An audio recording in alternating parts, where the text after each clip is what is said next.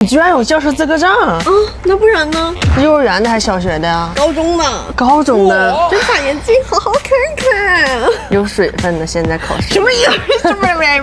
不是高中生都很高的，尤其男生练体育的。小田老师，我同学都考好几年才考下来，考幼儿教师资格证呢。那你没考？我其实考了。我交了15块钱之后，我发现怎么考试没有我的名字呢？最后人家告诉我那个是打印的钱，不是报名费。算了，你这智商别考了。反正咱俩不都坐着收手机呢吗？哎呀，牛逼！